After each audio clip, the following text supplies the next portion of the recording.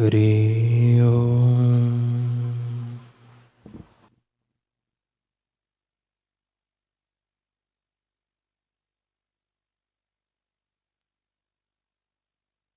हरि ओम।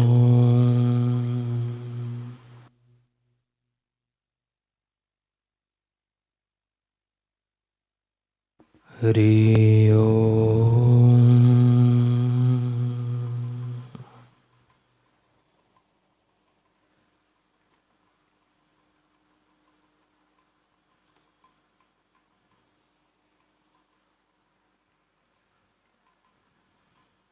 ओम श्री सद्गुरु परमात्मने नमः।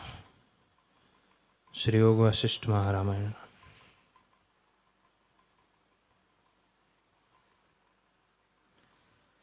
वशिष्ठ जी बोले, हे राम जी,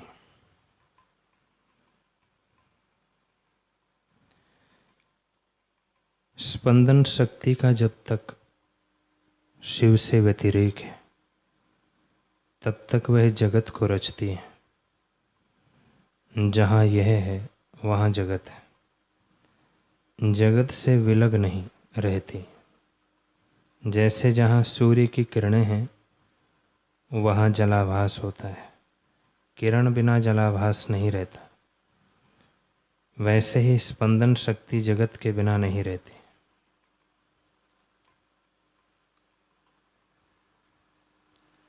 जैसे आकाश के अंग आकाश हैं, वैसे ही इसके अंग जगत है। और जैसे समुद्र में तरंग समुद्र रूप है, वैसे ही जगत इसका रूप है। यह शक्ति चिदाकाश है, उससे व्यतिरिक्त नहीं। जब यह फुरती है तब जगताकार भासती है, और जब शिव की ओर आती है तब शिवरूप हो जाती है, और जगत का भाव नहीं रहता। इससे हे राम, तुम्हारी चित्त शक्ति जब तुम्हारी ओर आवे तब जगत भ्रम मिटे। इस चित्त शक्ति ने ही जगत भ्रम रचा है। शिव शांत रूप है और अजर अमर अचेत चिन्ह मात्र है। उसमें कुछ क्षोभ नहीं। आत्मसत्ता सदा अपने आप में स्थित है। राम जी ने पूछा, हे भगवान, तुमने काली के अंगों की जो सृष्टि देखी थी वह आत्मा में सत्य है अथवा असत, सो कहिए।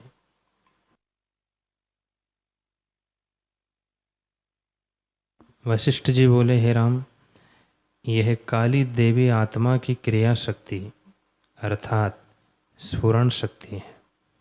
इससे आत्मा में सत्य है और वास्तव में आत्मा में कुछ नहीं, मिथ्या है। जैसे तुम मनोराज्य से अपने में दूसरा चिंतन करो तो वह कुछ वस्तु नहीं पर उस काल में सत भासता है। वैसे ही जितनी सृष्टियाँ हैं वे आत्मा में सत्य नहीं परंतु चित्त शक्ति से बसती दिखती है। जैसे जितने कुछ विधि निषेध पदार्थ और आकाश पर्वत समुद्र वन जगत तीर्थ कर्म बंध मोक्ष गुरु शास्त्र युद्ध शस्त्र आदि भासते हैं, वे सब चिदाकाश ब्रह्म रूप है। और वास्तव में इनका होना ब्रह्म से भिन्न नहीं। सब प्रकार और सर्वदा आत्मा अपने आप में स्थित है। वह शुद्ध अद्वैत निराकार निर्विकार और ज्यों का त्यों है। उसमें जगत कोई नहीं उपजा। सब जगत आत्मा में क्रिया शक्ति ने रचा है। सो वह माया काल में सत्य है, वास्तव में कुछ नहीं। जैसे सोने वाले को स्वप्न में सृष्टि दिखती है और उसके शरीर को कोई हिलावे तो वह नहीं जागता, पर जो कुछ सृष्टि होती तो हिलाने से उसका कोई स्थान गिर पड़ता। इसी से जाना जाता है कि किसी का नाश नहीं होता, वास्तव में कुछ नहीं है। हे राम जी, वह सृष्टि जो प्रत्यक्ष अर्थाकार होती है उसके चित्त स्पंदन में स्थित है, परंतु जब तक निद्रा है तभी तक वह सृष्टि है। जब निद्रा निवृत्त होती है तब स्वप्न सृष्टि भी नहीं दिखती। वैसे ही यह सृष्टि भी वास्तव में कुछ नहीं है, अज्ञान से चित्त शक्ति में भासती है। हे राम जी, सब पदार्थ चित्त के फुरने से भासते हैं।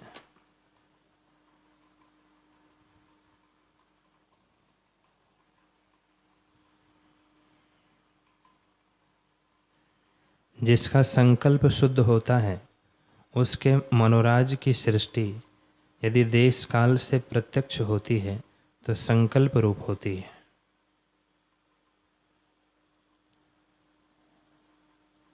क्योंकि कुछ बना नहीं, जब संकल्प फुरता है तब संकल्प के अनुसार सृष्टि भासती है।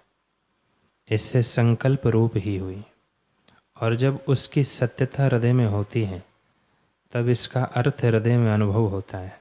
जैसे परलोक अदृष्ट है, पर जब उसकी सत्यता हृदय में होती है तब उसका राग द्वेष भी हृदय में फुरता है, क्योंकि संकल्प में उसका भाव है। वैसे ही जब तक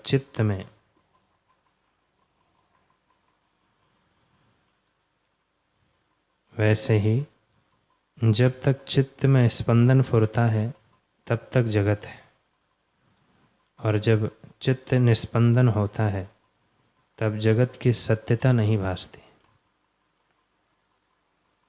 हे राम जी, यह सब जगत क्रिया शक्ति ने आत्मा में रचा है।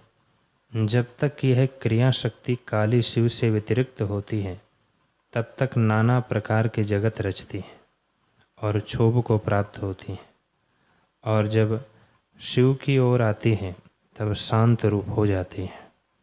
तब फिर उसकी प्रकृति संज्ञा नहीं रहती, वह अद्वैत तत्व में अद्वैत रूप ही हो जाती है। जैसे जब तक पवन चलता है तब तक शीत उष्ण सुगंध दुर्गंध बड़ी और छोटी संज्ञा होती है, और जब ठहरता है तब यह नहीं कहा जाता कि ऐसा है अथवा वैसा है। वैसे ही जब तक चित्त शक्ति स्पंदन रूप होती है तब तक जगत रचती है और प्रकृति कारण रूप कहती है। उसमें दो प्रकार के शब्द होते हैं, विद्या और अविद्या। हे राम, जो कुछ कहना होता है वह स्पंदन रूप जो चित्र लिखा है उसमें है। वह जब शिव तत्व के अंतर्गत होती है तब अद्वैत रूप हो जाती है, वहाँ किसी शब्द की गति नहीं। हे राम जी, शिव क्या है और शक्ति क्या है यह भी सुनो। ये सब जीव शिव रूप है और इनके चित्त का फुरना काली है। जब तक इच्छा से चित्त शक्ति बाहर फुरती है तब तक भ्रम का अंत नहीं होता और नाना प्रकार के विकारों का अनुभव होता है, कभी शांति नहीं होती। और जब चित्त शक्ति उलटकर अधिष्ठान को देखती है तब जगत भ्रम निवृत्त हो जाता है और परम शांति प्राप्त होती है। राम जी, आत्मा और चित्त संबित में कुछ भेद नहीं। जैसे वायु के स्पंदन और निस्पंद में कुछ भेद नहीं होता, परंतु जब स्पंदन होता है तब जाना जाता है और निस्पंद नहीं जाना जाता।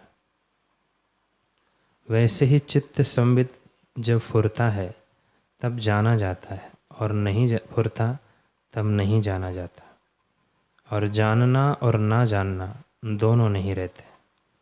हे राम जी, जब तक इच्छा शक्ति शिव की ओर नहीं देखती तब तक नाना प्रकार के नृत्य करती है, अर्थात जगत को रचती है, और जब शिव की ओर देखती है तब नृत्य बंद हो जाता है और सब अंग सूक्ष्म हो जाते हैं।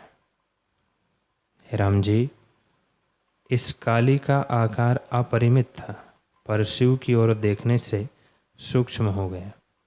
पहले पर्वत समान था, फिर निकट आई तब ग्राम के समान हुआ, फिर वृक्ष के समान हुआ, जब और निकट आई तब सूक्ष्म आकार हो गया, और शिव के साथ मिली तब शिव रूप हो गई। शिव के सम्मिलन से इसका जो विलास है वह शून्य हो जाता है और परम शांत शिव पद की प्राप्ति होती है।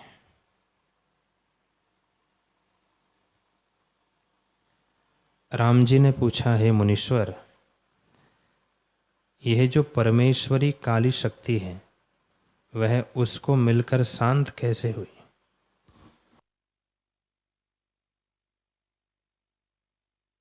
श्री वशिष्ठ जी बोले, हे राम जी, देवी परमात्मा की इच्छा शक्ति है, इसका नाम जगन माता है। जब तक यह शिव तत्व से अलग रहती है तब तक जगत को रचती है, और जब अपने अधिष्ठान की ओर आती है, जो नित्य तृप्त अनामय निर्विकार द्वैत भाव से रहित है, तब परम शांति को प्राप्त होती है।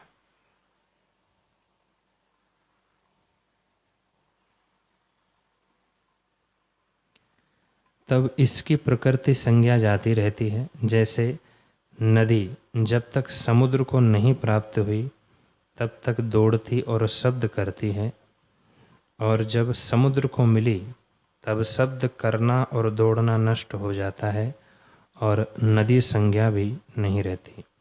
समुद्र को मिलकर परम गंभीर समुद्र रूप हो जाती है। वैसे ही जब तक चित्त शक्ति शिव से अलग होती है तब तक जगत ब्रह्म को रचती है, और जब शिव तत्व को मिलती है तब शिव रूप हो जाती है और द्वैत भ्रम मिट जाता है। हे राम जी, जब यह चित्त शक्ति शिव पद में लीन हो जाती है तब प्रथम जो देह और इंद्रियों से तद्रूप हुई थी, इंद्रियों के इष्ट अनिष्ट में अपने को सुखी दुखी मानती थी और राग द्वेष से जलती थी, वह भाव जाता रहता है और नित्य तृप्त अनामय पद के मिलने से सुख दुख से रहित हो जाती हैं। क्योंकि अनात्म देह इंद्रियों की तद्रूपता का अभाव हो जाता है और आत्म तत्व के साथ यह तद्रूप हो जाती है। जैसे पत्थर की शिला से मिलकर खग की धार तीक्ष्ण होती है, वैसे ही चित्त संबित जब आत्म पद में मिलती है तब एक अद्वैत रूप हो जाती है। तब आत्म पद का स्पर्श करने से अनात्म भाव का त्याग करती है। हे राम जी, जैसे तांबा पारस के स्पर्श से स्वर्ण हो जाता है और फिर तांबा नहीं होता, वैसे ही यह वृत्ति अनात्म भाव को नहीं प्राप्त होती। चित्त कला तब तक विषय की ओर दौड़ती है जब तक अपने वास्तव स्वरूप को नहीं प्राप्त हुई। जब अपने वास्तव स्वरूप को प्राप्त होती है तब विषय की ओर नहीं दौड़ती। जैसे जिस पुरुष को अमृत प्राप्त होता है और उसके स्वाद का अनुभव होता है, वह नीम खाने की इच्छा नहीं करता, वैसे ही जिसको आत्मानंद प्राप्त हुआ है वह विषयों के सुख की इच्छा नहीं करता। हे राम जी,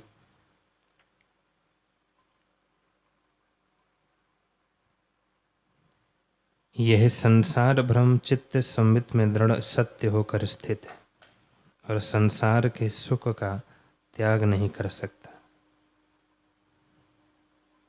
पर जब आत्म सुख प्राप्त होगा तब उस तुच्छ सुख को त्याग देगा। जैसे किसी पुरुष को जब तक पारस नहीं मिलता तब तक वह और धन को त्याग नहीं सकता, पर जब पारस प्राप्त हो जाता है तब तुच्छ धन का त्याग करता है और फिर धन के लिए कोई यत्न नहीं करता।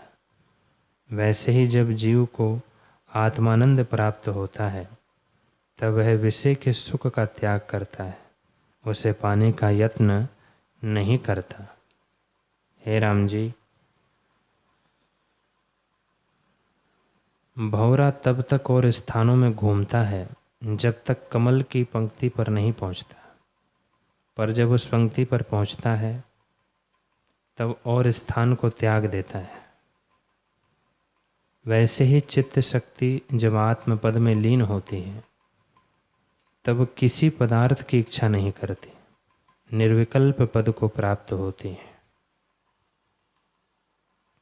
हे राम जी, अब पूर्व प्रसंग फिर सुनो।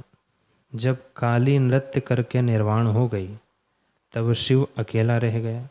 वही मुझे देख पड़ता था और 2 खंड आकाश के देख पड़े।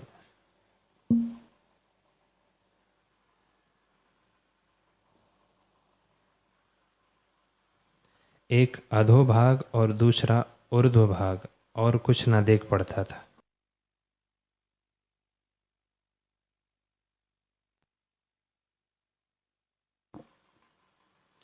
तब रुद्र ने नेत्रों को फैलाकर दोनों खंड देखे, जैसे सूर्य जगत को देखता है, और प्राण को भी खींचा।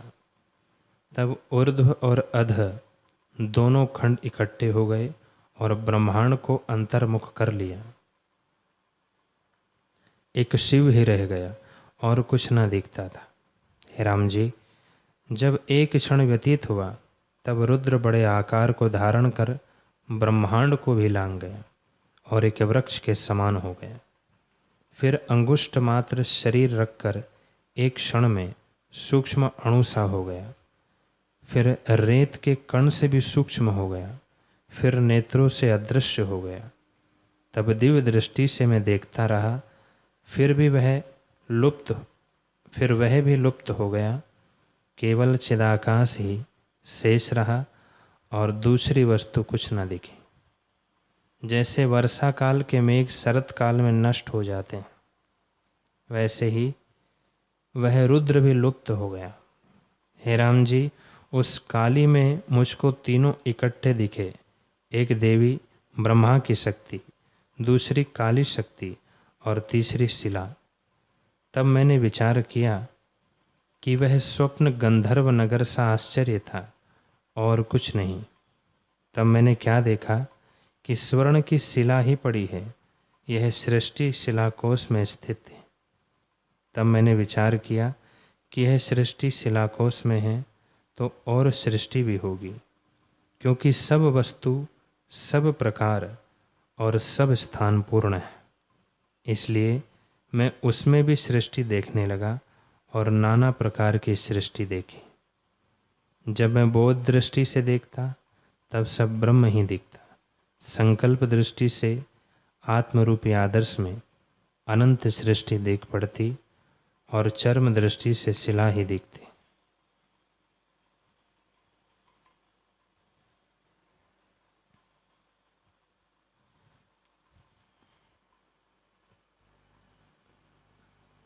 इस प्रकार मैं शिलाकोश में चला तो वहाँ मुझे घास, तृण, पत्थर, फल और फूलों की अनंत सृष्टि दृष्टिगत होती और निसंकल्प आत्मदृष्टि से देखता तो अद्वैत आत्मा ही देखता।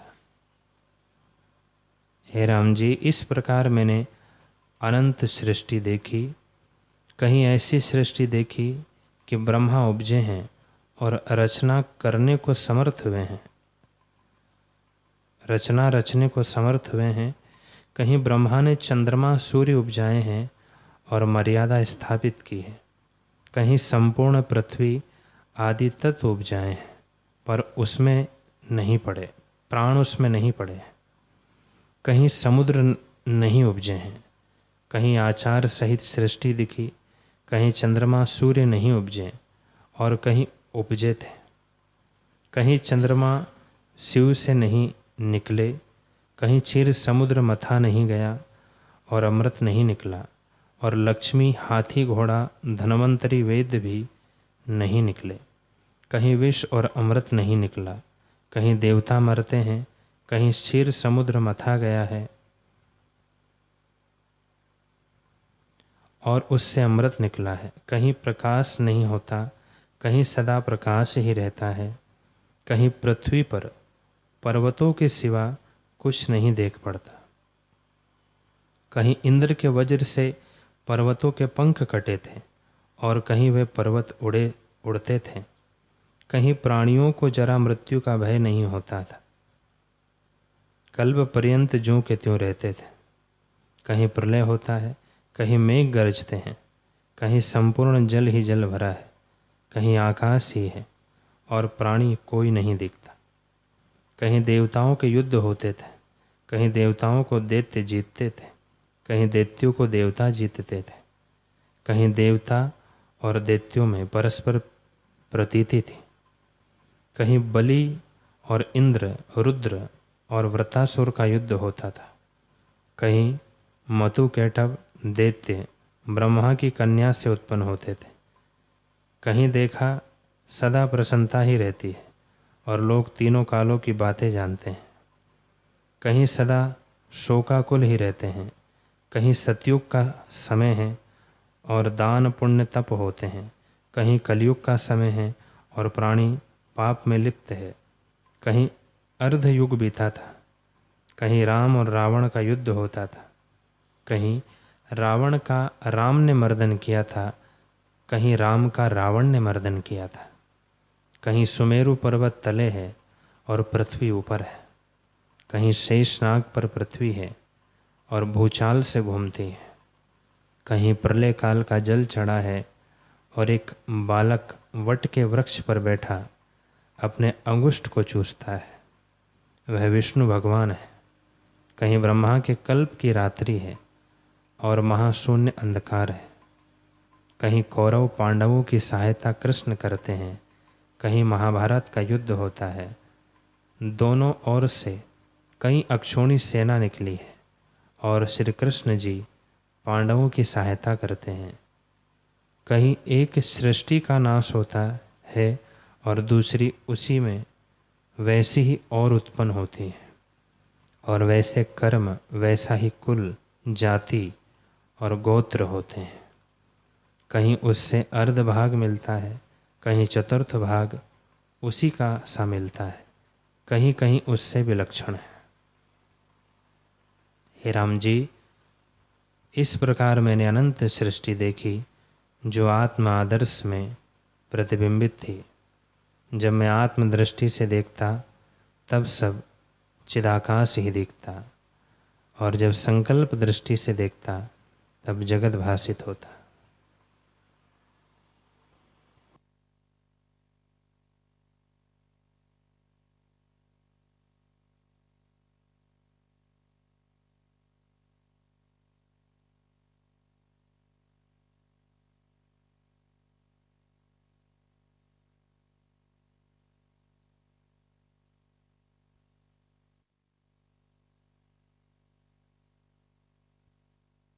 हरि ओम, हरि ओम। ओम पूर्णमदः पूर्णमिदं पूर्णात् पूर्णमुदच्यते पूर्णस्य पूर्णमादाय पूर्णमेवावशिष्यते। ओम शांति शांति शांति। श्री सद्गुरुदेव भगवान की जय।